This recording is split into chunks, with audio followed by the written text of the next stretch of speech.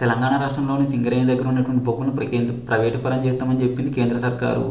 దీంతో తెలంగాణ సర్కారు తరపున హోంశాఖ మంత్రిగా ఉన్నటువంటి బట్టి విక్రమార్కవే గెలిచిండు. ఎట్లనన్నా చేసి సింగరేణికి గదులను కేటాయించాలి, ఎట్లా చేయాలి అని అడిగితే మంత్రి కిషన్ రెడ్డి కూడా దానికి సానుకూలంగా స్పందించిండు. అంతేకాకుండా 2 బ్లాకులు కేటాయిస్తాం ఫ్రీగానే అని చెప్పిండు. చూడాలి మరి దీంతో అయితే సింగరేణికి నెట్టుకొచ్చే పరిస్థితి అయితే లేదు. అయితే ఇప్పుడు ఏం చేస్తుంది అని అంటే ఓపెన్ మార్కెట్ నుంచి బొగ్గులు తీసుకోవాలి. ఇట్లా తీసుకుంటే ఇదేమో కొత్త కాదు. భారతదేశంలో టాటా కంపెనీ ఈ పనే చేస్తుంది. నాణ్యమైన బొగ్గును తీసుకొని ఉత్పత్తి చేస్తూ ఉంటుంది. అయితే ఇప్పుడు అదే బాటలో సింగరేణి కూడా వేయాల్సి వస్తుంది. అయితే ఇప్పుడు వచ్చే పెద్ద కష్టం ఏంటంటే అన్ని ఆటోమేషన్లు చేసుకుంటూ వస్తాయి. ఉద్యోగులు కాస్త తీసేయాల్సిన పరిస్థితి ఉంటుందని భావిస్తున్నారు. చూడాలి మరి కేంద్ర గవర్నమెంట్లో ఉన్నటువంటి వాళ్ళకి సింగరేణికి గనులు కేటాయిస్తారా లేకపోతే ఓపెన్ మార్కెట్ నుంచి తీసుకున్నాడా అన్నది చూడాల్సింది ఉంది. పూర్తి సమాచారం ఇంకా కేంద్రం నుంచి రాలే.